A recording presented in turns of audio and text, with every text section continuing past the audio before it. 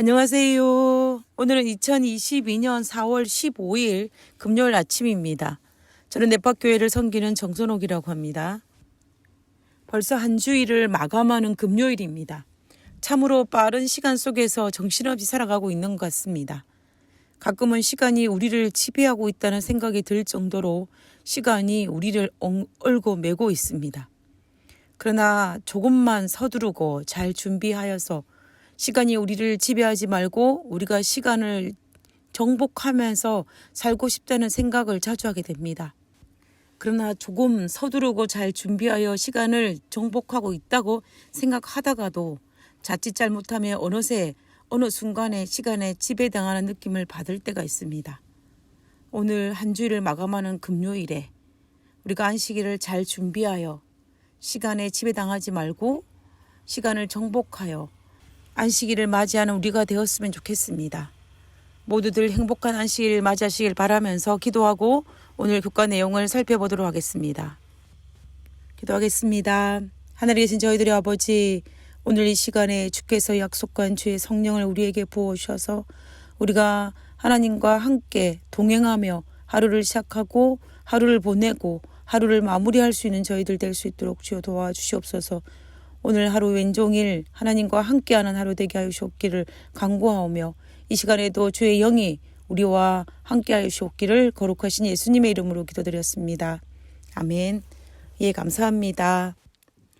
우리는 지금까지 한 주일 동안 창세기 4장에 나타난 아담의 첫째 아들이었던 가인이 범죄한 이후에 그 죄의 유산이 그의 후손들에게 물려줌으로 말미암아 그 악이 더욱 심화되었음을 살펴보았습니다.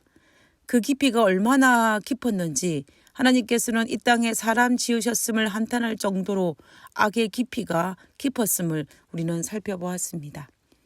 그러나 이런 상황 속에서도 하나님의 희망이 되는 사람이 있었는데 그가 바로 에녹이었습니다. 가인이 하나님의 슬픔을 더했다면 하나님에게 위로가 된 사람이 바로 에녹이었습니다. 성경에는 에녹의 믿음이 히브리서 11장 5절에서 하나님을 기쁘시게 하는 자라고 소개하고 있습니다. 그 성경절을 한번 읽어보도록 하겠습니다. 믿음으로 에녹은 죽음을 보지 않고 옮기웠으니 하나님이 저를 옮기심으로 다시 보이지 아니하시니라. 저는 옮기우기 전에 하나님을 기쁘시게 하는 자라 하는 증거를 받았느니라 라고 기록되어 있습니다. 하나님을 기쁘시게 하는 자, 그가 바로 에녹이었습니다.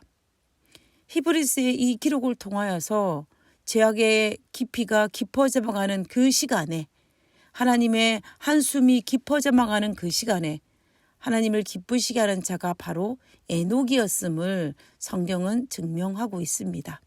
하나님의 위로자였습니다.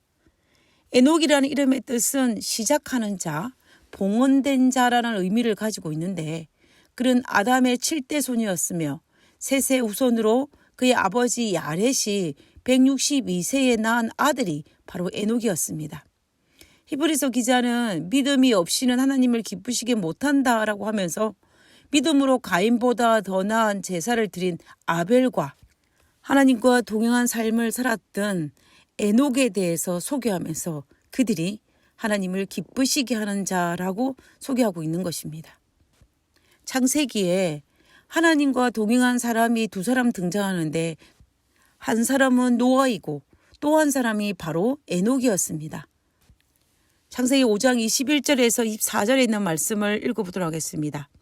에녹은 65세에 무드셀라를 낳았고 무드셀라를 낳은 후 300년을 하나님과 동행하며 자녀를 낳았으며 그가 365세를 향수하였더라. 에녹이 하나님과 동행하더니 하나님이 그를 데려가심으로 세상에 있지 아니하였더라. 성경에는 에녹이 65세에 무드셀라를 낳고 나서 300년 동안 하나님과 동행하였다라고 기록하고 있습니다. 이것은 에녹이 무드셀라를 낳기 전에는 하나님과 동행하는 삶이 아니었다라는 것을 시사해 줍니다. 그럼 무드셀라를 낳은 것이 에녹에게 어떤 계기가 되었을까요? 우리는 정확하게 알 수는 없지만 에녹은 그의 아들 무드셀라를 낳고 더 깊이 하나님과 깊은 영적 교제를 나누었음을 우리는 알 수가 있습니다. 특별히 에녹이 하나님과 깊은 영적 교제를 한 시기를 살펴보면 노아 홍수가 일어나기 얼마 전이라는 사실입니다.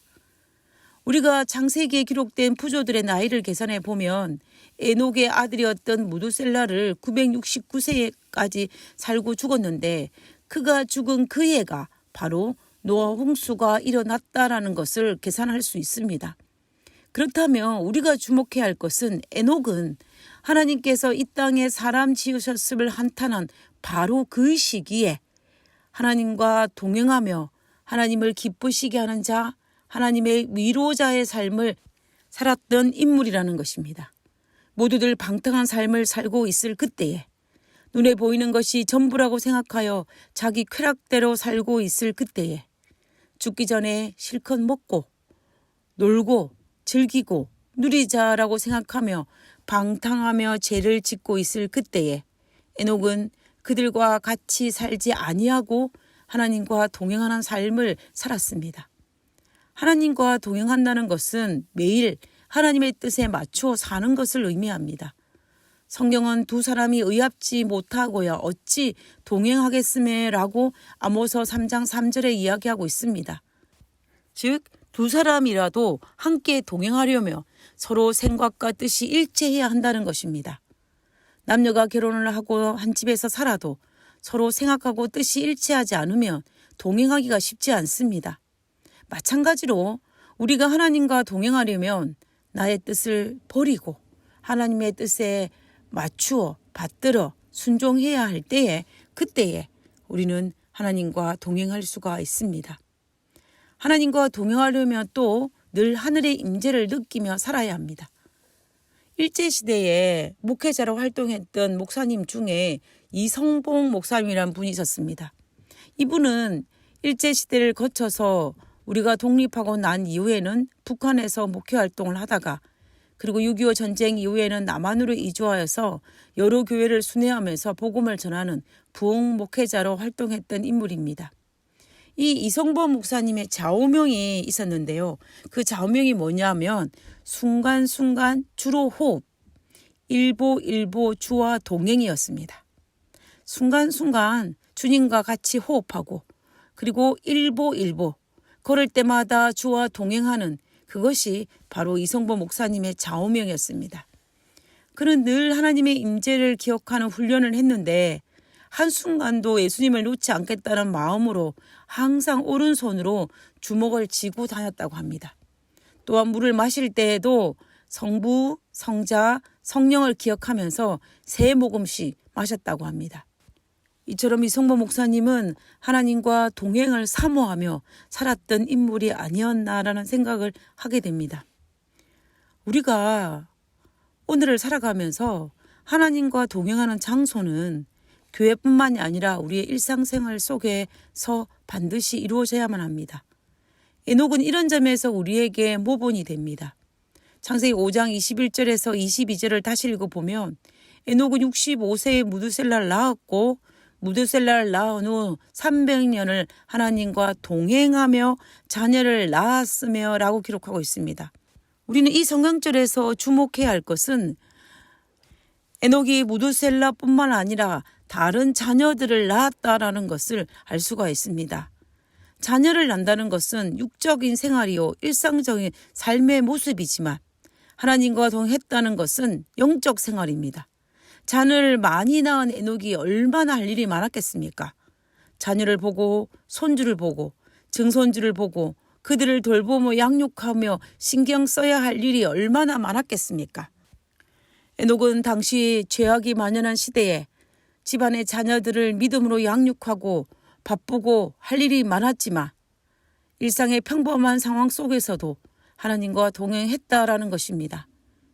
에녹의 대단한 업적은 성경에 기록되어 있지는 않지만 그는 가정에 충실하며 일상의 삶 가운데에서 하나님과 동행하는 삶을 살았기에 그는 그 어느 누구보다도 하나님을 많이 기쁘시게 하는 자였고 하나님의 큰 위로자가 되었음을 알 수가 있습니다.